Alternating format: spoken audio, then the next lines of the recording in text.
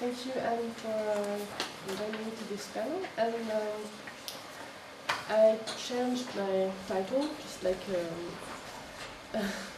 just like before. So I wanted to add in this discussion the name of Arago, because he also commented on Matisse's portrait of Baudelaire. This title is in fact a quotation of the translation of Éluard's text that was published in 1942, and you have it on the handout. These are the two last pages. This text translated is reproduced. In this communication, I would like to analyze how a poetical commentary on a visual work of art is used in order to build up a new version of literary history. Éluard in 1939 and Arago in 1971 commented on the same portrait of Baudelaire by Matisse, and the literary acknowledgement of this portrait made it a landmark in the reception of Baudelaire's work.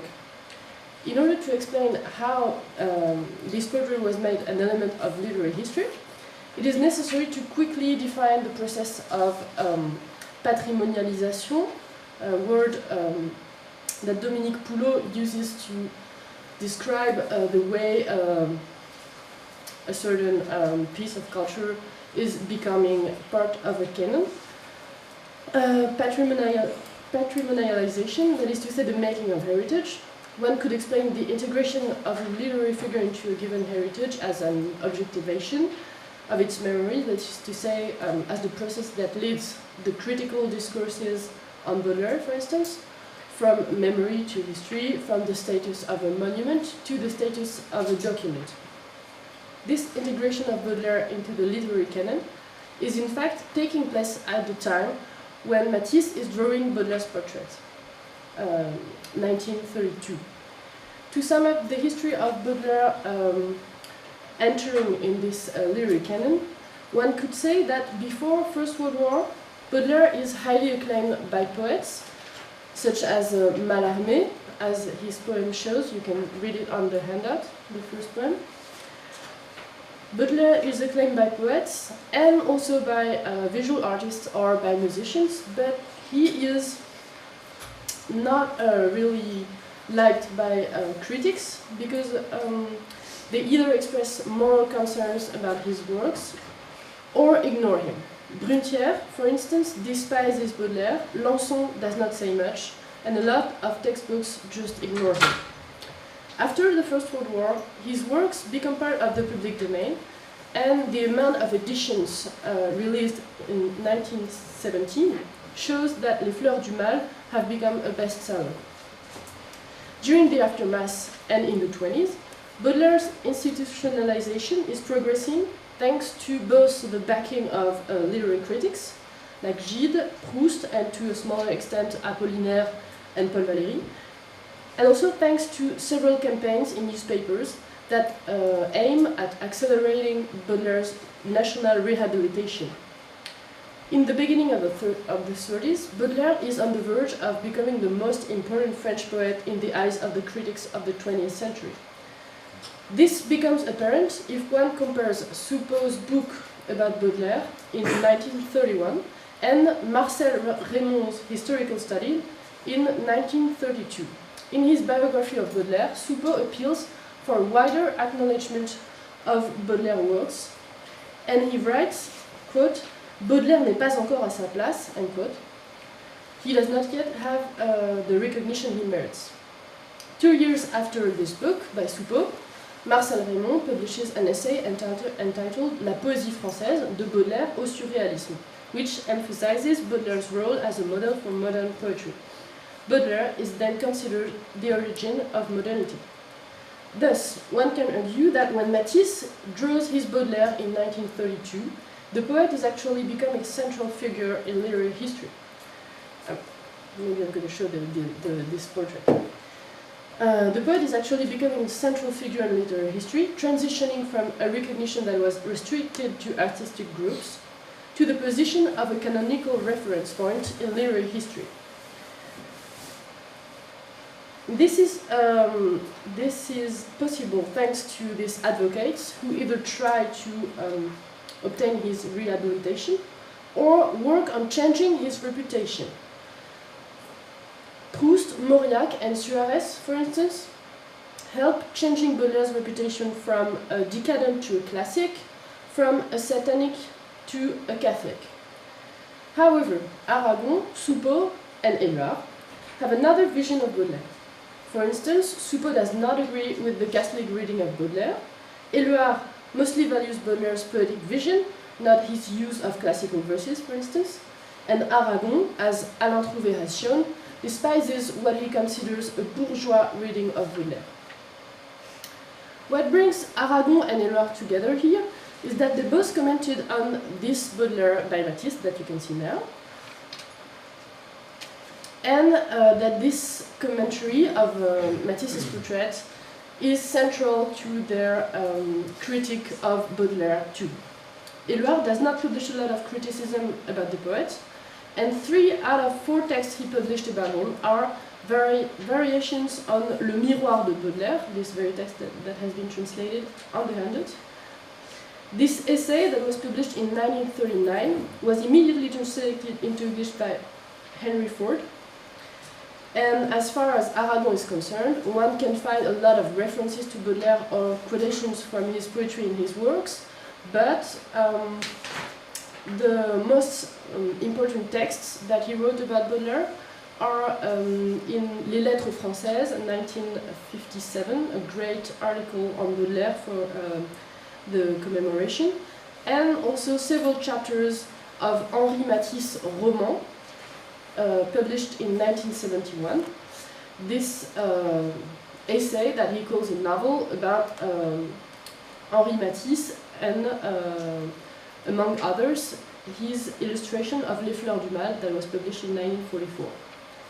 The central texts by Éluard and Aragon concerning Baudelaire are thus focused on this portrait by Matisse. In fact, Aragon and Éluard judge Matisse's portrait to be the most authentic, even among portraits that have been made during Baudelaire's lifetime. I will show some of them. So this is just a small part of a portrait by Nadar that inspired the portrait by Matisse. And later, here we have Baudelaire by Émile de Roy, and by Manet, for instance. Then I will cover the photographs later. Éluard and Aragon judged Matisse's Baudelaire more faithful to their own Baudelaire. Now we first analyze the status of the Baudelaire by Matisse in Matisse's work as a whole. Then I will consider the aesthetical value of the portrait according to Aragon and Éluard, who both praise what they call a non-portrait for its inherent value as a work of art. And finally, I would like to discuss the way they redefine resemblance in order to affirm the use value of this portrait, notwithstanding what I just said before.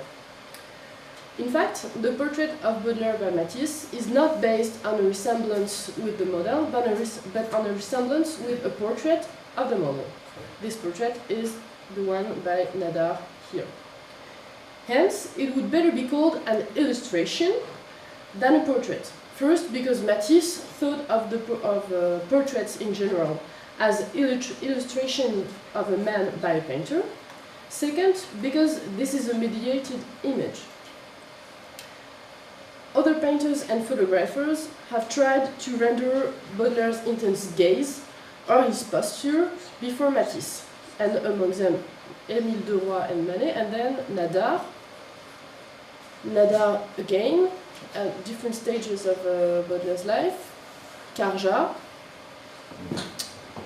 Here we have a monument by José de Charmois for Baudelaire's tomb at the Cimetière de Montparnasse. This is a head by Duchamp-Villon.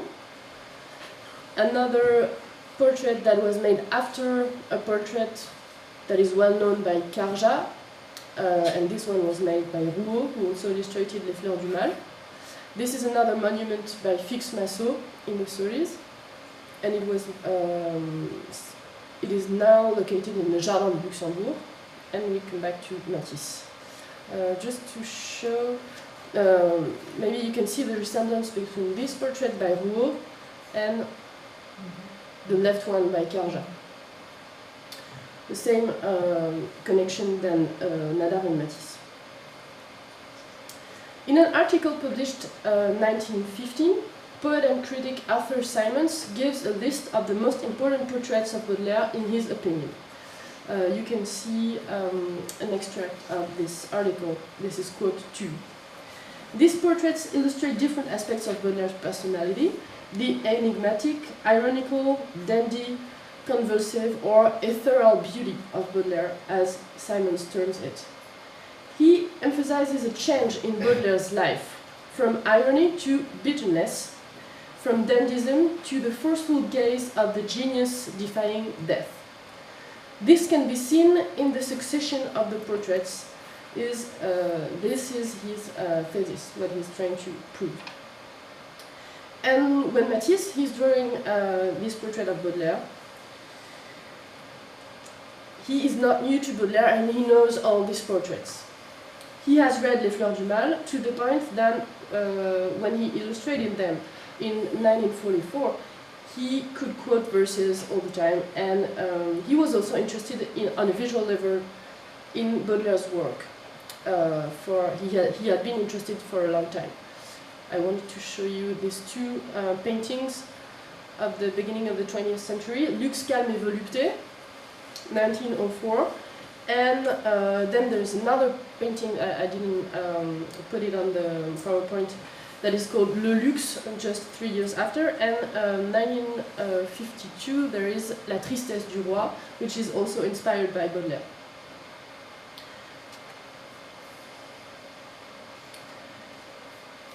So when Matisse draws his first portrait of Baudelaire for an illustrated edition of poems by Mallarmé, he's trying to get to Baudelaire through two different works of art. Having never himself seen Baudelaire, who died 2 years before his birth, he gets to the poet through a photographic portrait and through Mallarmé's poem. One of the two most significant features in Baudelaire's face, according to the commentaries which have been published, is his gaze. Baudelaire's eyes, in Nadar's opinion, are deux gouttes de café. Deux gouttes de café, this is quote 3. It's a book, a biography of Baudelaire by Nadar. They were really close friends. Nadar emphasizes the intensity of Baudelaire's gaze as a way to convey his temperament, his originality. This gaze, combined with the clothes and the clean shave, is another accessory for the dandy. In Éluard's interpretation of the drawing by Matisse, Baudelaire's gaze receives a supplementary signification. In fact, Éluard sees in Baudelaire's facial expression the gaze of a poet. He describes Baudelaire's gaze not as a means of expression, but as a means of creation. This is quote 4. Voici le visage sans grimace, aigu, attentif et fixe, considérant toute chose dans sa masse, sa consistance, sa force. You can see the translation on page 3 of the English version of it. This is paragraph 3.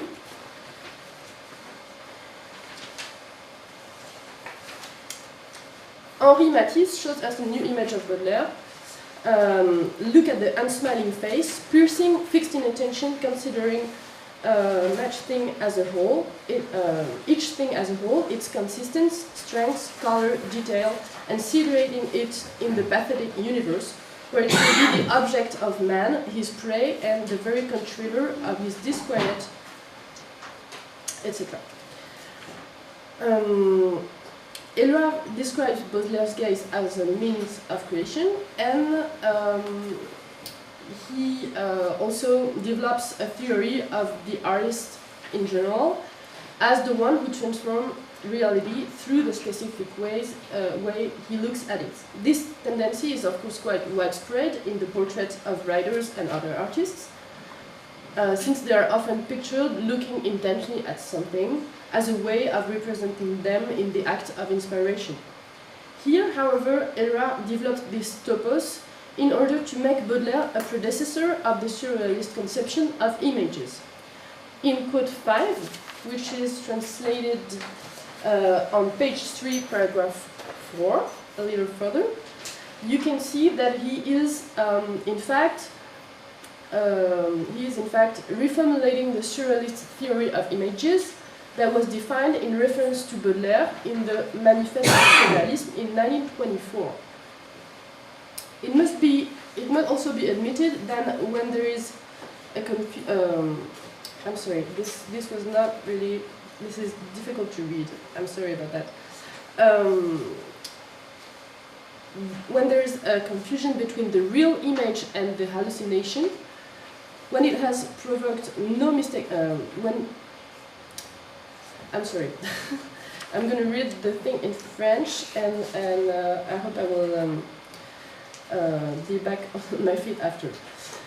Le poète, halluciné par excellence, so he uses this concept of hallucination, établira des ressemblances à son gré entre les objets les plus dissemblables. He defines the poet as the one who is able to make comparisons between the very different objects. And this poetic gaze that brings together very different things that Éluard wants to see in Baudelaire's eyes on the portrait by Matisse is a reason for him to declare this portrait more authentic and more relevant than others. In his text, however, Aragon values the Baudelaire by Matisse for other reasons. He really values it for its aesthetical value. As a portrait can be valued on two levels, either as the faithful, authentic, historical image of someone, which is its use value, or as a work of art. Éluard and Aragon alternatively choose one or the others. In the case of Aragon, the aesthetical value is really the most important. And in this case, it is all the more relevant that Matisse, for Les Fleurs du Mal and for other illustrated books, had worked on a specific kind of representation of the human face. He is working on a series of expressive heads, a genre that developed out of a competition in the Académie Royale de Peinture et de Sculpture.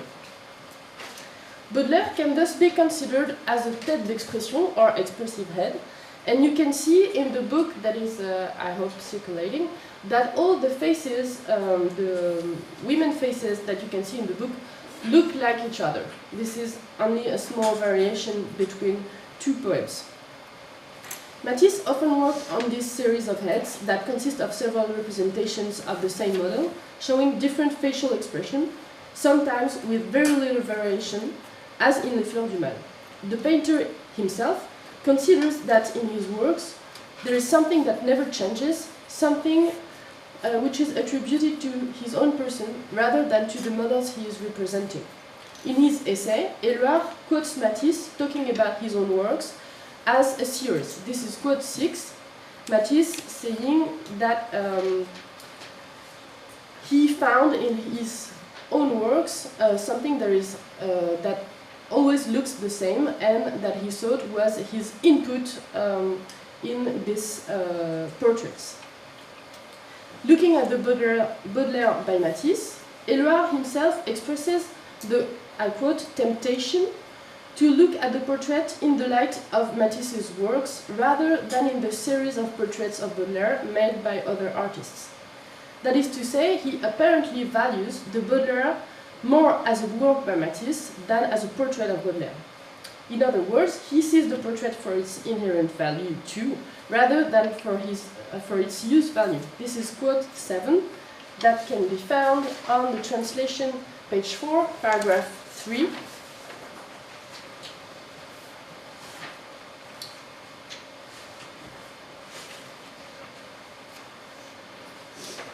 Is this page 4? Quote 7. Yes, we're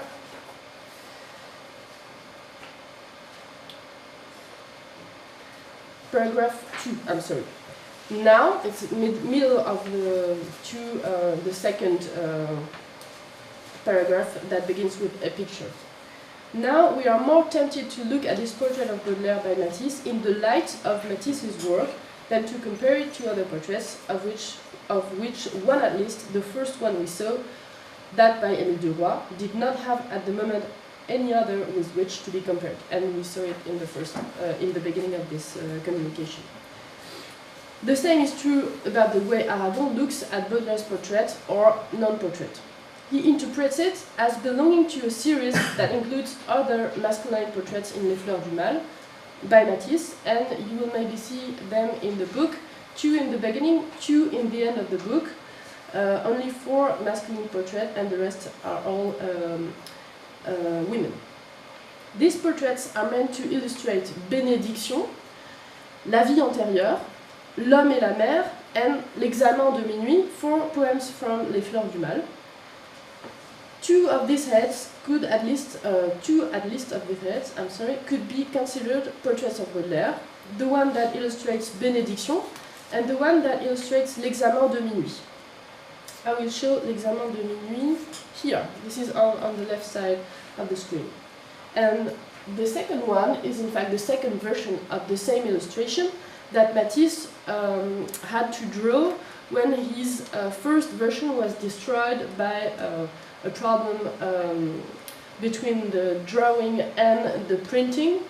And so we only have this left one because he took a picture of his drawing, but it could not be reproduced as it should have been. So he wanted to draw another one, but he was disappointed by his second drawing and he didn't publish it. So these are the series of Baudelaire that Aragon is considering. L'examen de minuit on the left, and here the one that is illustrating La vie antérieure. There are also other attempts to draw Baudelaire, and these are these two ones in 44. I'm trying to conclude quite quickly. So, even if this aesthetical value seems to be the most relevant, both for Aragon and Éluard, both of them also go back to a use-value interpretation of this Baudelaire as an authentic portrait. This twist is surprising if one considers this text as critics, but Aragon calls his own text a novel, and Éluard could well call his own text a poem. After he has analyzed the portrait, Aragon adds que Baudelaire aurait adoré Matisse, cela crève les yeux. He says it's obvious that Baudelaire would have loved Matisse, and he suggests that one could add a stanza to the poem Les Phares, one of Baudelaire's poems about artists he likes, a stanza for Matisse. Éluard seems to agree with this projection of Matisse in Baudelaire's eyes when he writes, this is quote 8, and it's translated on page 4 as well.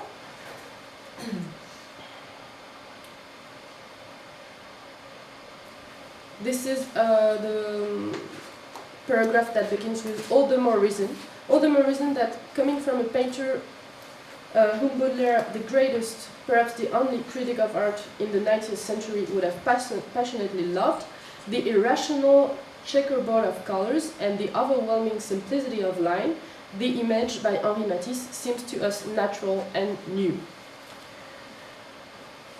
Dans la glace sans teint du temps, this is the conclusion of Éluard's text, the last sentences, nous reconnaissons toujours Baudelaire. We always recognize Baudelaire without ever having seen him. That is what Éluard writes. In fact, the authenticity with which Éluard and Aragon credit Matisse's Baudelaire is defined according to a renewed conception of ressemblance. I will not develop this point, but in Aragon's book, there's a whole chapter dedicated to the concept of ressemblance, and he basically says that what makes Matisse's art great is that he goes further than resemblance, than fixed resemblance to attain another kind of resemblance that does not meet the eye very quickly.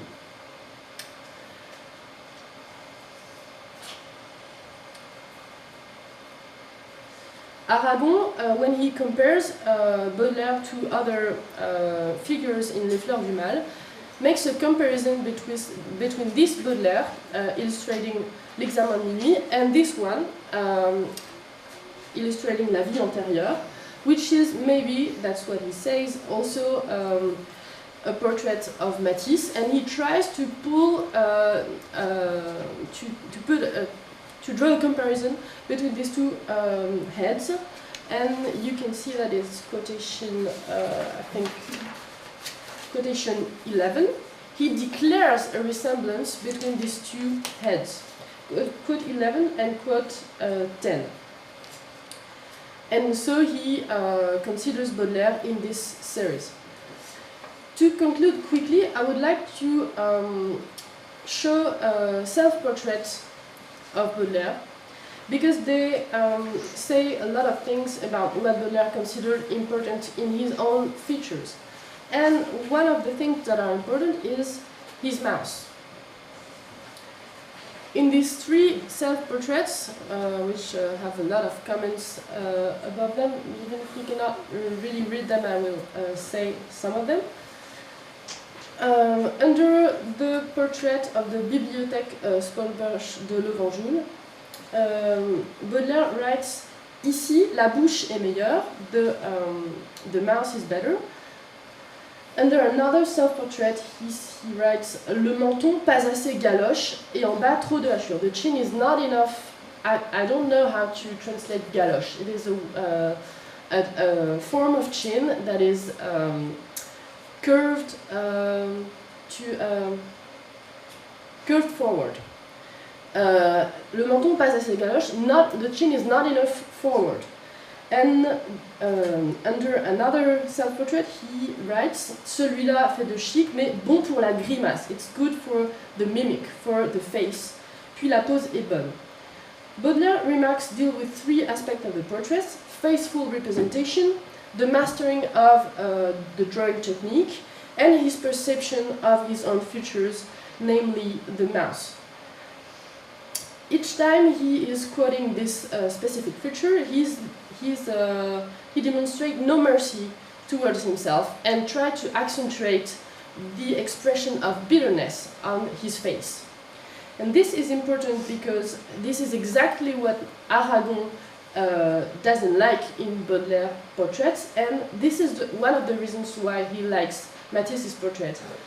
This reason is because Matisse erased the bitterness of Baudelaire's face. He erased sadness, and this is quote 13. Aragon counts 3 steps in Baudelaire's portrait, and you can see these 3 steps from here on the left to this more enigmatic face on L'Examen de Minuit. We can also go back to this face, which where the mouth is really well designed, and the mouth becomes here only a very light line. When Aragon is commenting on these steps in Baudelaire's portrait, he says that the fact that Matisse simplifies the mouth and only uses a line is, I quote, a progress in Baudelaire's portrait, but also a progress in art history.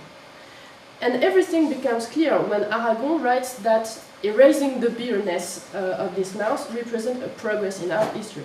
This is in fact the main statement on the Baudelaire by Matisse in Éluard and Aragon's text, because this paradoxical statement, mixing history and progress, two opposite acknowledgements of time through facts or through performances, this paradoxical statement is at the core of their vision and appreciation of the portrait. Alternatively emphasizing the inherent value or the use value of the portrait, Éluard and Aragon are trying to rewrite the history of literature after art history. What Aragon considers a progress in art history, indeed matches a literary vision of Baudelaire from the point of view of posterity. This is quotation 14, if you have time to read it, after maybe. And this means for Aragon and Éluard, a vision of Baudelaire as the consecrated figure he has become, the genius whose face should not anymore reflect bitterness, the attitude of a poet maudit, for instance, but the strength and the confidence of this consecrated author. Indeed, modern poetry relies on this firm basis, and the most authentic portrait of Baudelaire should then picture him as a master, and more importantly, as a prophet or a visionary, not anymore as a romantic, a poet maudit, as he was before the 30s. Thank you very much.